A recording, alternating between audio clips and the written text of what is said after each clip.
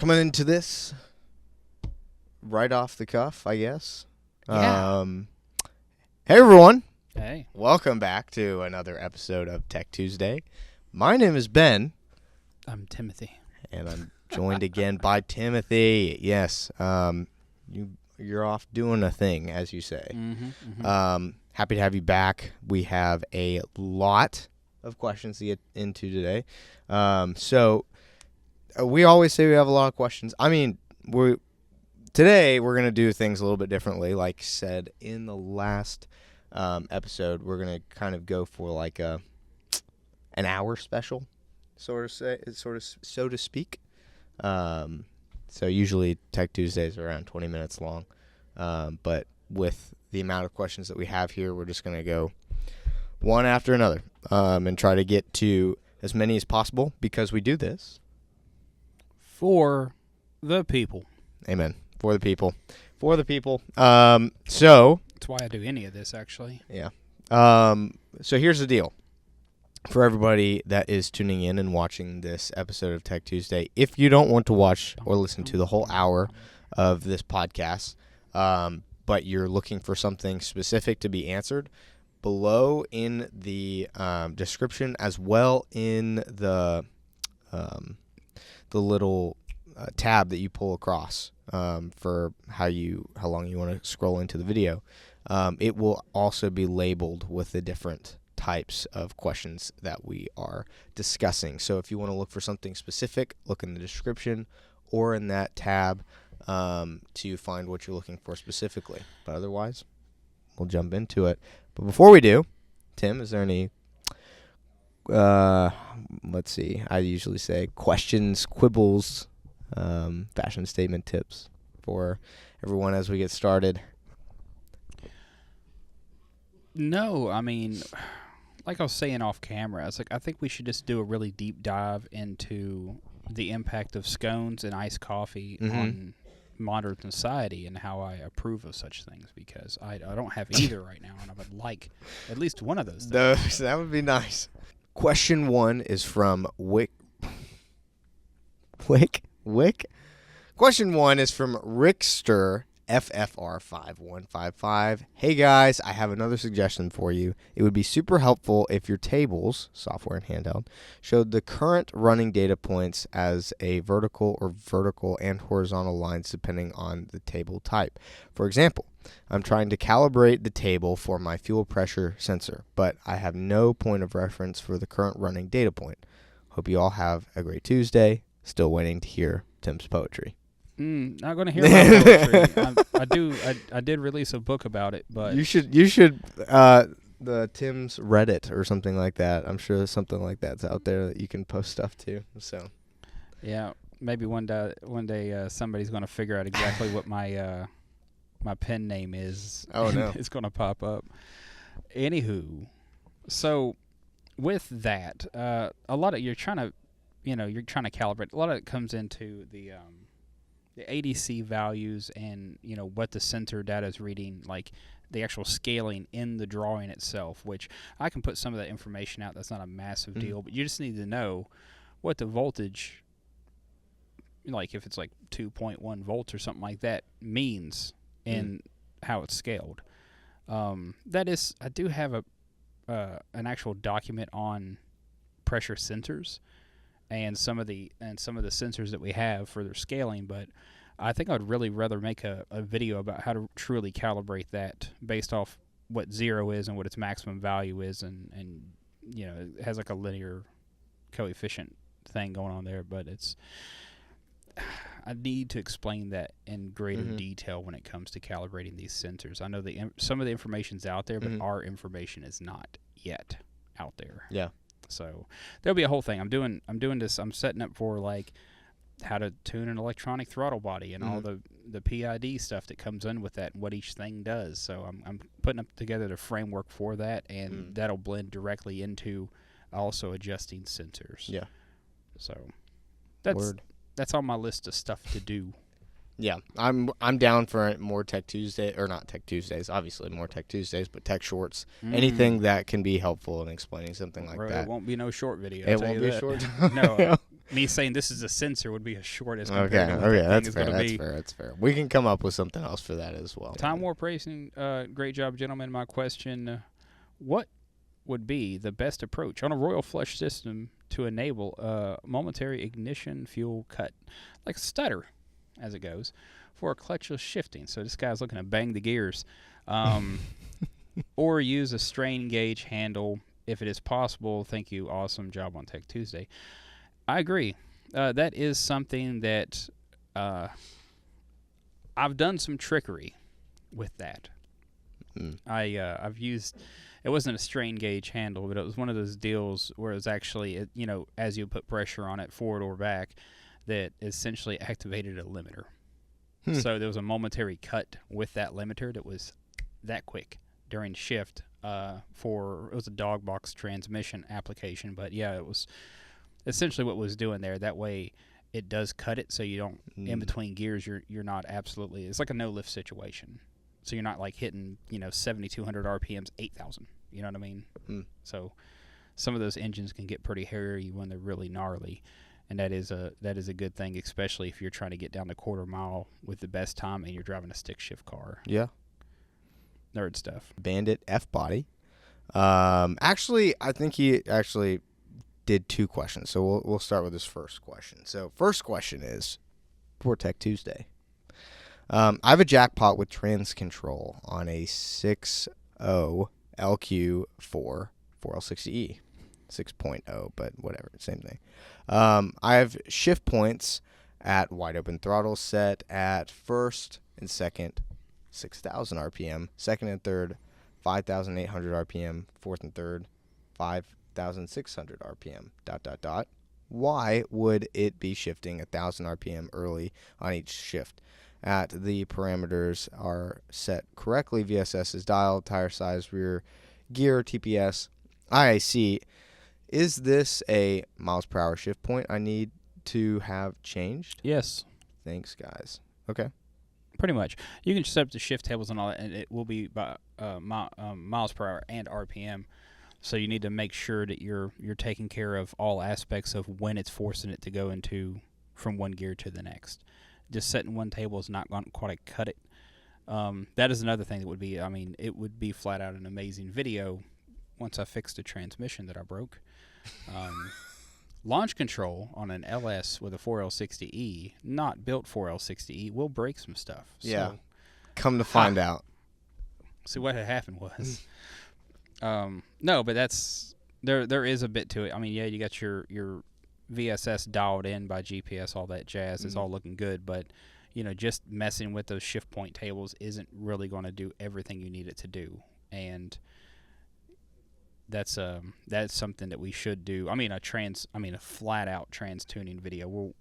We'll fix our transmission, put it on a dyno, and make a whole video about doing all trans parameters, early shift, late shift, this, that, and the other, some of the line pressure settings and all that. If you guys want us to, I think we should do it. Yep. It's just that's a lot to do, but that'll be a solid video. I think will help a lot of folks out. We got a few tuners that they're very transmission specific on some of their tuning stuff, and they got some great tunes for the trans.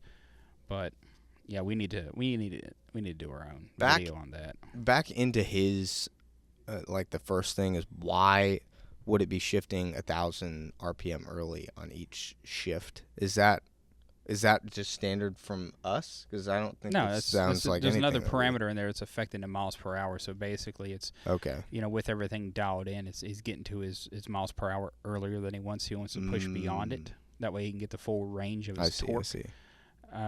In that RPM range, and it is cutting in early. So okay, cool. It's a whole thing. Cool. So second question.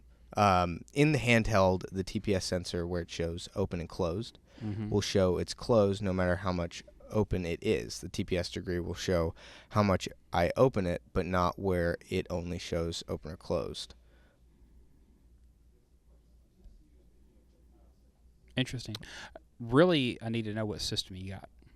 Because if you, I think it's LS. It's got to be Jackpot because he said it was on an LS, right? It might be a whole different system LS. He has too.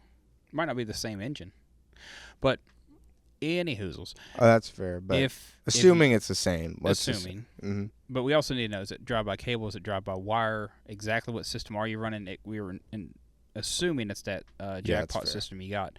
It has trans control, but I'm assuming we don't know if it's drive by you cable could have or a drive second by wire. system.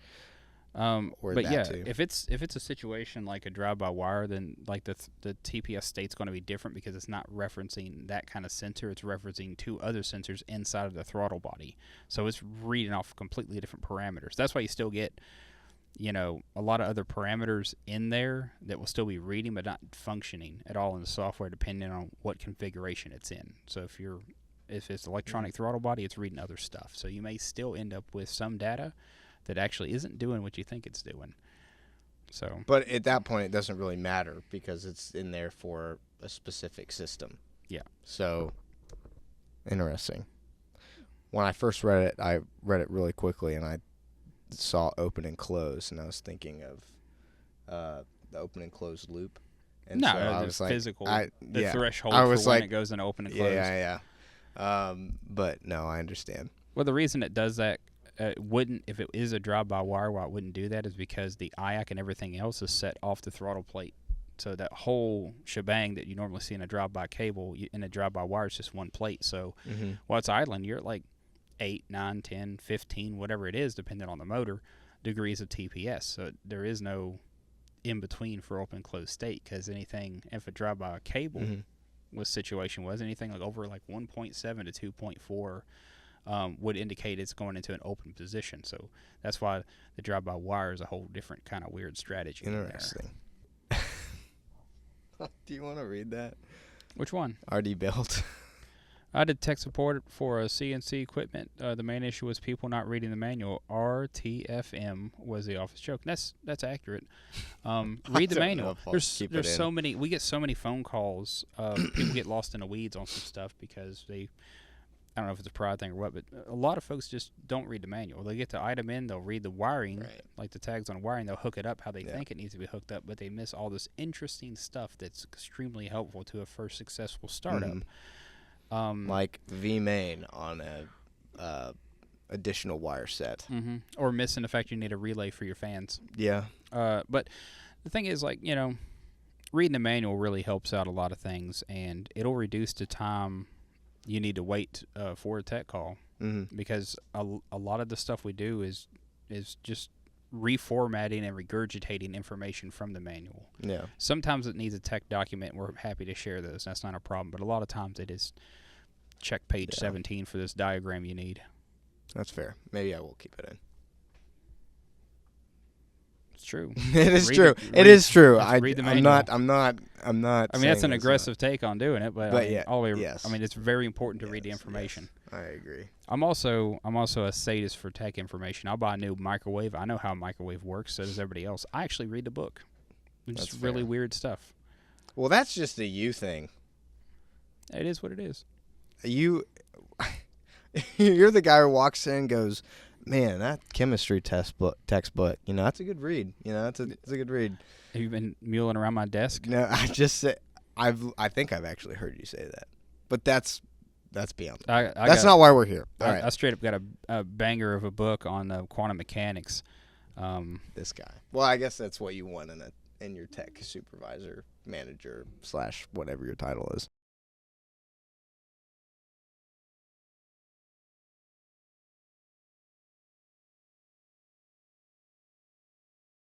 Garrett Rathbone. I've heard Tim say enough times that it's super unlikely that we'll ever need to select race cam option. But I have what is that? Duntoff 097 and a board over 283, and hesitations coming off of idle and a mid cam option. I'm thinking about it. It wasn't enough fuel. Thoughts? What sensors should I be looking at when I hit the throttle? Air fuel, target air fuel, and your actual air fuel ratio, and look at your injection pulse width. Most likely because of the fact it sounds like it's a little extra and it's not working at your mild cam selection, you need to go in and adjust your table for when you tip in. It might not have enough fuel on a map, so the modifiers aren't going to still be enough, even if you crank them to the moon. But helps. I did put this in the last video with Daniel because he had an opinion, but I'm also curious about your opinion. Don Daughter 24 says, what is your opinion on the best AFR meter on a carburetor application? Standalone AEM. They're cost effective. They use a Bosch LSU 4.9, and when you convert to ACES, you can still use the same O2 sensor. Oh. Same one, same That's sensor. fair. I didn't even think of that. It says AEM, and they get it from Bosch, and ours says, ACES, but and it's also from Bosch. Yeah, so fair enough. kind of a thing. That's kind of a thing. Here we go. Ant-Man 993 for our next question says, I have a jackpot system paired with an LQ4. Runs good for the most part, but it's rich at cold starts until it warms up. Then air fuel is good. Learn table is less than 1%. Is there a table or offset for a cold engine? Yeah, it's actually there's a fuel enrichment versus ECT. So basically, when the engine's colder, it wants more fuel. You can bring a little bit out of that. You should be able to do that through the handheld without an issue. You can actually bring that down a little bit, and it cuts down some of the enrichment you're going to have there. Because the fuel table, warm, is still just a fuel table. When it's cold, it's just a modified. So there's a modifier in that. Is it settings, fuel, advanced, or basic? Oh, it'll be probably advanced. It'll probably be in the advanced. But you'll see in it fuel will enrichment say that. Versus ECT. It will say, it will just say look for that. some kind of fuel modifier by engine coolant temperature. You go in there and just dash a little bit out until you're satisfied with it. Word. Awesome. John'em. 7265. Need some help. You answered a question for me last week about what fuel table I should be in race or mild. Took your advice and went with mild, set it to 80%. With learn off, when it goes in a closed loop, it gets super rich. Was at 160. Fuel tried to, so on and so forth. Offsetting the table to 60, 70%. You get a bad O2 sensor, is what it's looking like. Even at 100%, nothing seems to help when it goes in a closed loop. Currently, open header, that's a problem. What would cause that issue? The open header would cause that. Yeah. If you're running open header and you still have an O2 sensor, it's bringing in atmospheric, actually the atmosphere itself, and giving you a false lean condition, which is modifying your fuel table to the maximum for the loop percentage. So you can either leave your O2 sensors completely turned off, disable them in the handheld, and just work around that until you get a full exhaust system.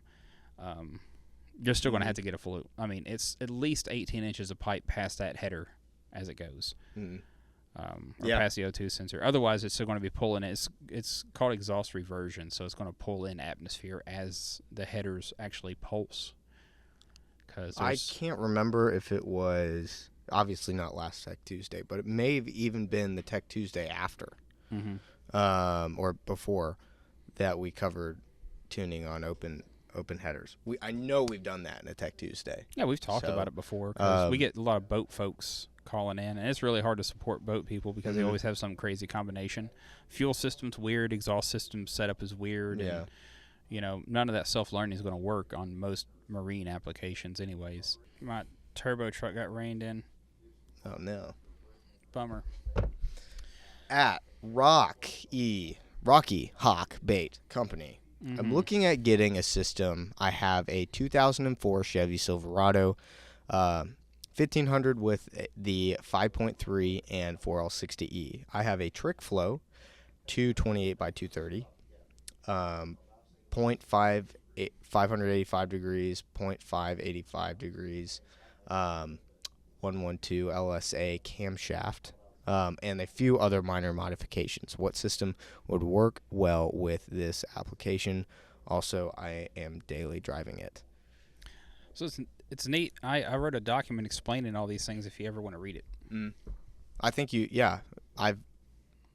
sent the camshaft document to everybody. Yeah. I have read the camshaft document. However, I will say this about our systems and our product. We're not factory. So just the aspect of like I'm going to throw on an aftermarket EFI system onto my daily driver. I would always throw caution in there anyway. It's a project. I I just want to say that. But with regards to what you're running right now with a 5.3, I'm assuming LS, then I'd go. I'd probably just go Jackpot standalone if you've got everything else with the trans control built into the ECU. It's going to give you that option when you're going through the standalone system. What does standalone mean? Well, it just means that you're getting essentially the brain and all of the electronic components and 2 O2 sensors.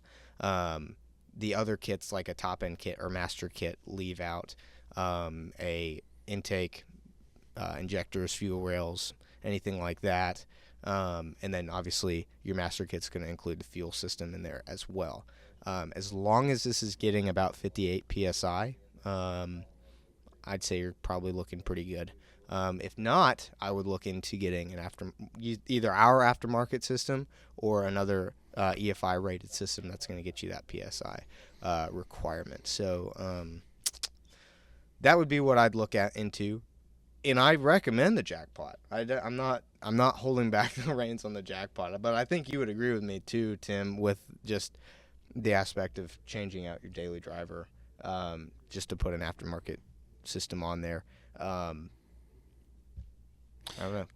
Well, God forbid you run into a problem, and that's what you're depending on to. With a daily, if you're going to daily that thing, going aftermarket's a big step. Because you got to modify a lot of stuff. So hopefully you have another car to drive while you're getting this thing set up. Also, you're going to lose some of the aspects of that 2004 Silverado. There's certain things like in the dash body control module that's not going to be talking to the ECU anymore, so some stuff won't work. Also, in that year, they started getting close to using that fuel control module, that FSCM, and it does a pulse width modulated fuel pump, so there's a lot of weird stuff with that too. But if you're going to daily that thing, the only thing you've done is put a cam in there. Let's go with the HP tuners. And if you don't want to stick with the factory OEM, like you have an issue with your PCM or whatever, just go with us. It's fine. You can get the whole top end kit, this, that, and the other, do the fuel kit. Yep. It's all just fine. It'll work great. And you still end up with the same amount of tunability with easier software, because to do HP tuners, you really need to get some education behind that. You can't just get it and then figure it out. There's too much there. Right. And there's a lot of people with already solid tunes out there available. Plenty of people that can tune that. So, I mean, there have been months have gone by that you are daily driving an ACES system. I mean that. I'm not saying that you can't do it by any means, and I'm definitely not trying to turn you away from our product. I do 600 or 700 miles a week in my stuff. People do it all the time, so I just wanted to clear the air with that. But the other aspect of that is kind of exactly like what you're saying. Even with the 7-inch dash, there will be things like your factory display or other things may not show up, like fuel level. We're working on that. So that's a whole thing. Depending on how if you leave a lot of stuff wired up, your fuel level will still work and various other things. The only other thing I see with a 2004 1500 Silverado is it's probably like a K1500. So it's probably going to be a four-wheel drive truck. You're still going to have to rely on the body itself to control that transfer case. So it needs to communicate with the transmission to communicate with the transfer case, depending on what transfer case, unless you want to go with a manual transfer case and put the lever in the floor. But mine, my last 2004 Silverado, it was a push button. It had, auto, two-wheel, four-wheel, high and low. And if I was going to go aftermarket with it, I'd have to do some real trickery with the already existing equipment to make all that work. I can make it work. It's just that's something we can't give advice on to support because of government restrictions. Yeah. Government restrictions. Yay. Hashtag EPA. Hashtag yeah. 113 LSA is the lobe separation angle. Oh, that's from Jenkins 137. He needs to explain more of the cam specs versus just a model of the cam to better explain and get a better answer for cam settings questions at the end. Okay. I'm assuming this is off of a This has got to be off of a previous video, but yeah. So, anyways, we can get into a massive list of cam specs. I did write a cam document. Yeah, that's exactly what you're talking about. Explaining that stuff. Which, for the record, like I know we've been talking about this, but we are putting those documents on our website. Ooh, scary. So you can actually read published Aces Tech documents. So I'd say a lot of them are going to come from you. We just put it on Reddit and wait for the trolls to answer. Yeah, but oh no. But there are, like Bradley will have some documents out there. Aces EFI Techs, which is really cool. I think that's a really awesome way to. We've been talking about you training EFI Techs from the ground up because it's just something that doesn't really you don't see a whole lot of. Well, they don't exist. Even the ones from other companies, there's so much more information you have to fill in because we approach tech differently here. Yeah. You know, instead of trying to sell you something on the phone when you call in to ask about why your distributor's being funny, it's like we just want to talk about your distributor being funny and is it in, is it wrong, what's going on. Mm-hmm. So shameless plug. Yeah. Junior fuel tech position. Apply on Indeed. Link is in the description. If you want to be like the other EFI techs, learning, publishing documents for the car community. I don't know. That's just a small thing, but I think that's cool. I really do. I genuinely think it's like PhD students publishing bio articles and things like that. Those those kinds of things are really big deals. So check it out. I just wanted to throw that in as like a shameless plug. Yeah, but for the cam stuff, if you really want to know about cam stuff, I don't mind. You just hit us up with an email. I'll send you the document. I mean, it was written. It's all right. It explains a lot of stuff. It's just that, you know, when it comes down to at what point is a stock cam stock and a mild cam mild, there's a lot of information based off of all the parameters that's going to say this is going to run good on a stock table or a mild table, because if it's got a pile of airflow, but like the duration's different or the low separation angle is a bit different, you're going to run into it's still a stock cam. If it's got a bunch of lift and all the other parameters don't really come into focus, it still may be a stock cam, just lumpier. So yeah, most anything that's fatter than like a sloppy stage 2 mechanic camshaft, that's where you really get into. That's a proper mild cam. You know, your BTR stage 3 high lift truck cams, Chuck Norris cam, Chupacabra, is that how you pronounce it? Those cams, those are proper mild camshafts that work well with our systems. I mean, we got a pretty choppy cam in our Blazer out there. You put in the mild settings, and we're talking like 5% fuel changes, so nothing crazy. Yeah. But they usually need more airflow. So, and a lot of the parameters, if you select stock, mild, race, or whatever, it also adjusts not just a fuel table selection, but also other parameters. Everything from like, was it push air, follow air, couple different decay rates and whatnot, and how much eye-layer position or its parked position is available. So they'll all change all those parameters just a little bit. Michael Jackson. I'm just kidding. Mike Jackson. Mike Jackson, 6941. Nice. I'm working on installing my Killshot top end kit on my 347 stroker and my Mustang. So that I can go to Foxtoberfest in October. God, I love this. That. That's awesome. Anyone from Ace is coming. I hope to get it all sorted out before then. Are we going to that? I have no clue. A Foxtoberfest. That sounds awesome. Where's that at? Might have to look that up. Sounds like drinking in Mustangs. Jam 13210. Is it possible to datalog on the handheld and go back to the main screen, given that my handheld is gauges? Yeah, should be able to. Yeah. I don't.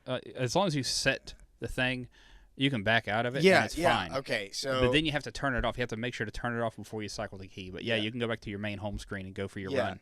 Not a problem. I feel like, and I could be wrong. Oh, okay. So is he meaning Datalog in the gauge section? Like if you're doing a Datalog, right? You're setting it for a Datalog. You're like, okay, cool. I got this funny thing. I want to see what my AFR is doing, and I want to do a Datalog. You can start the Datalog and select all the parameters and do all that, and then you can just go back to your home screen after it's all set and already running. You go back to your home screen and do a thing, and then when you're ready to turn off the car, you just go back into the Datalog section and hit end log or stop log. And then you can just upload it to your handheld. But if you turn the key off before then, it wipes all that data out. Dun, dun, dun. That's fair. I was thinking that, and I guess he says handheld, not Pro Dash. In my head, I was thinking the 7-inch display that has both the gauges on it. Mm-hmm. I don't think it has the Datalog section when you go to that top right-hand corner button. So that's what I thought he was talking about at first as well. So if by chance that's what you're talking about and you're stuck in there, if you hold down that top right-hand button, and PSA, in case you don't know and you have the 7-inch handheld, hold down that top right-hand button after you either have everything set up. If you want to go over to the dash display or back to the other home setup display, hold that down. It'll allow you to back up out of it and go to the other display options for the 7-inch handheld. Gavin Angston, 8315. Car seems to have a stuck throttle. Will hold like 1,400 RPMs after romping on the car, even though it's going back to 0% throttle. Have to shut the car off and restart to fix it. Any ideas? I think you got a bit too much fuel in it. IAC is opening itself up and giving you all the extra air to compensate for all the fuel, which is going to ramp up your RPMs. Or your TPS isn't perfectly zeroed out, so it's right at the edge of the threshold and takes a minute to chill. So it could be thinking that it's still cruising with an open state for the throttle and keeping your timing in there, keeping the RPMs up pretty high. But I think the first one's correct. I'm thinking if you look at your pulse width, it's going to be fat. If you look at your AFRs, it's going to be fat, and then it's going to be adding extra air. So you'll see it'll have that, but you'll also end up with an IAC of 173, totally wide open with extra fuel, and it's keeping that up until it diminishes. Because if you turn it off and start it back up, it's not going to have that extra fuel. Yes, somewhere, either in an acceleration correction or some kind of fuel modifier that's throwing some extra fuel at it. Oh, man. Tim, buckle up. You ready? I'm not reading that. Okay, I'll read it for you. Brian Stillwell. Okay. Was this a bad thing? No, that's what I was talking about earlier. Okay. All right. He's testing some stuff for That's me. true. Bryant Stillwell says, "Good evening, gents. Nomadic Dino here. I brought up the logging KPA versus PSI computer software versus handheld with Tim as well. Issue is that under map, it just changes it to read the 1 to 15 PSI scale that the PSI is versus the 100 KPA scale. It isn't very intuitive to look at data loggers, ACEs or not, when it scales to say 13 PSI at wide open throttle when the fuel table is set up as KPA." And then goes on to explain about the difference in settings. Let's see. It would be wonderful. This is the main point. It would be wonderful if you could make it and record at the same time as the PC data logger when you record on the handheld to include every parameter as well, rather than only being able to select a few. Fair enough. Yeah, I think we did answer that in the last, Daniel and I, in the last Tech Tuesday. Yeah. But So that's cool, but we have to make a hardware change to make that a possibility. really? Yeah, it's got to put a bigger, nastier chipset in it.